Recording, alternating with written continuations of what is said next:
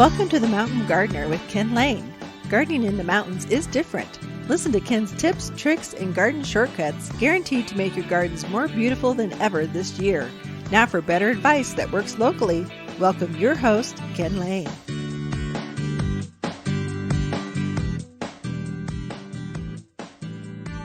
So the fall flowers are arriving, the first big crop of mums, asters, pansies, phlox, all those autumn flowers. There's a whole season for you folks from the more tropical areas, Southern California, Phoenix, Tucson, Palm Springs, those areas. You're not used to autumn. Here, it's a bright, showy, it's almost like a decoration season. And so it's kind of fun. Some of your summer plants, spring plants especially, have faded. They're like, oh, they're looking rangy and mangy and old. I'm starting to pull those things out. If they had mildew or any kind of bug issues, I'm pulling those things out. I'm looking to make holes in my flower beds so that I can introduce some pansies. I can introduce mums, asters, all these autumn colors. They're brighter and they're bigger, they're showier than some of your spring plants. They're big and bold. A mum is spectacular. And here in the mountains of Arizona, they're a true perennial. So back in the East Coast, Midwest, mums are sold in the fall like an annual. You use them for the season, you have 3-4 months, and then you throw them away. You just like a poinsettia or some of these other plants. It's an ornament that you keep out there that's blooming, and then you're getting rid of them because they don't come back very well, at least. Here they do. And then in Phoenix, some of the other areas, the hotter areas, the deserts, they're treated like an annual. You enjoy them for the fall season, and then you throw them away because they're not going to take that summer heat. But right here at the elevation of the mountains of Arizona, we're in a sweet spot. Here they do come back. They are perennial. And so there's really two kinds of mums you're going to find in the marketplace. More the Phoenix growers, those are greenhouse grown mums. So if you're at Trader Joe's or the grocery store, these are floral grade types of mums. They're big, they're showy, they're nice, they're bright colors. Sometimes they're spray painted, they get kind of weird with it. But for gardeners, folks tuned into this show, you don't want those. You want a perennial, truly outdoor grown mum. So it's used to the sun, it's used to our environment, the water. It's grown outdoors for outdoors.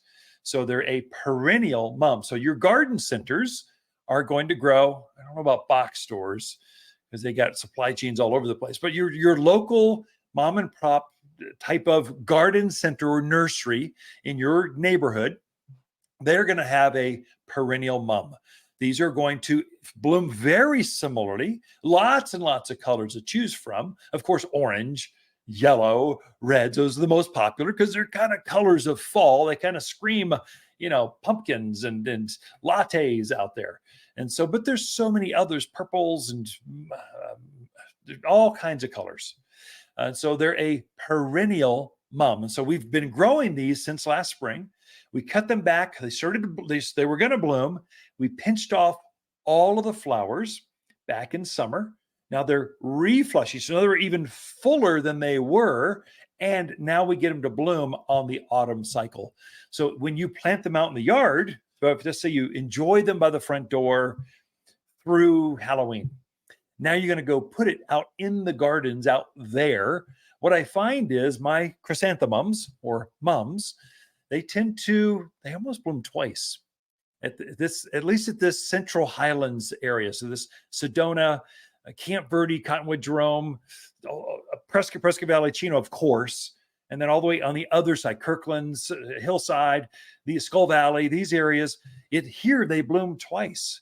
What they'll do is they'll flush and then they'll bloom like late summer. Then they'll get done blooming and then they flush another set of growth. They almost double down. They have another extended growth and they'll bloom a second time. Now, if you want to force them to bloom all at once in the fall, you just simply shear off those buds of late summer. That'll force them to reset, start blooming, setting new flower buds.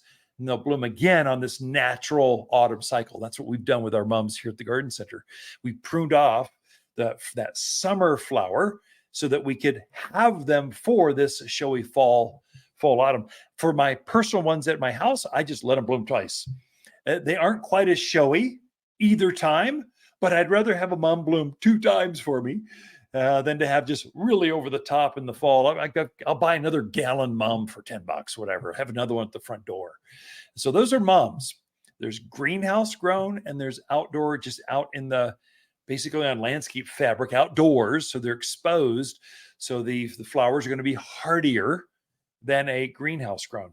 As soon as you try to transplant that greenhouse grown mum, let's say from the grocery store, it's almost not worth the energy. They'll never live up to your expectations of the gardens. You want a garden mum for the garden, not a greenhouse grown floral mum for the garden. They just don't work. I know it's confusing, but anyway, there's 2 places they're grown and it tricks people. And then they aren't successful. And they're going, oh, I'm not a very good gardener. Well, that's because you were sold the wrong thing. So many times you're sold, it's not you, it's them. They sold you the wrong plant. And so you wanted it to keep going for years to come. Mums should grow 10 years or more, coming back every year, a true perennial from the roots. Asters are also available. Now, pansies just came in. So the first crop of pansies. This is one that I find newbies tend to wait too long. And so pansies, you want to get in the ground early. And so you want to get them before you'll be tempted to leave them till November. I'll wait till all my summer plants are killed by the frost. Then I'll put pansies in. Well, that's fine. Pansies will do great. They'll grow like that, but they won't be thick and full right through winter. So here at this elevation, they will bloom literally right through winter. They're amazing little plants, and it's unique. So the Midwest, they get cold and they freeze and then they die. In the summer areas, let's say Phoenix, they plant them real late and then they burn out for you really quick. They just don't come back. They don't keep going. Here, it's one of the few plants that just are so robust. They've got so much antifreeze in them that they'll actually keep growing, keep blooming for you. I mean, January, they've got flowers on them. They're just amazing. The secret is you want to get them rooted and full. So by Thanksgiving, whenever that real cold just settles in, the plants kind of freeze frame. They'll stay, whatever the size that is, that's how big they're going to stay through Valentine's, mid-February somewhere. And so you kind of want to get them in the ground so they have time to plump up, get full, set those flowers on them. Whereas if you waited another month and a half till Halloween or whatever, so the frost is coming, the ground is starting to cool off, and they'll still grow, but not as quickly as they will right now. So I'm looking for holes in my containers. I want pansies or those winter bloomings, Johnny jump ups, violas. There's a whole series of winter blooming flowers. I want to have some of those closer to the house so that in the winter, it's January, it's snowing outside, I can sip my tea, look outdoors and go, yeah, I planned that one right. Look at my pansies. They're beautiful out there, blooming in the snow. Can you believe those guys? I just love those winter blooming flowers. I want some things closer so that I can enjoy that. It's just that heart of a gardener is something to look forward to. And again, it's all about putting them in early. Put them in so they have time to root out, time to fill in and load up with flowers. I find that folks wait too long to plant those flowers. And so they're waiting until the rest of their gardens are dead. Then they replace them. Now that's too late for them to get from, 6-pack size up to, I want them to look like a mum size. So pansies, get them in early. The fall colored flowers are coming in. Vegetables are coming in. So that's lettuce, spinach, artichokes, broccoli, cauliflower, all those leafy type of, you put those in same way, early. If a tomato stops producing fruit, get that thing out of there, put the broccoli or the cauliflower in. So you got we call it square foot gardening. So you're just trying to get that rotation in there. So don't at this time of year, be impatient with plants that don't fertilize them and wait for them to bloom again.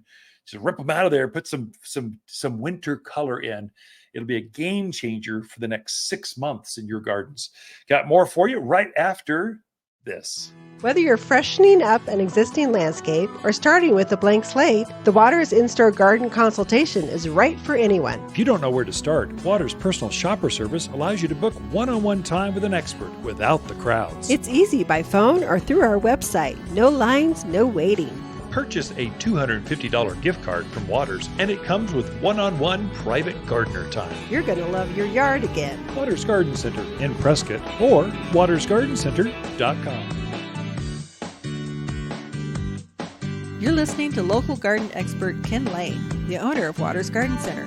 He can be found throughout the week at Waters Garden Center, located in Prescott at 1815 Iron Springs Road. Thanks for tuning in to The Mountain Gardener. If you enjoy this show and would like to hear more, please subscribe to The Mountain Gardener, wherever you like to listen to podcasts.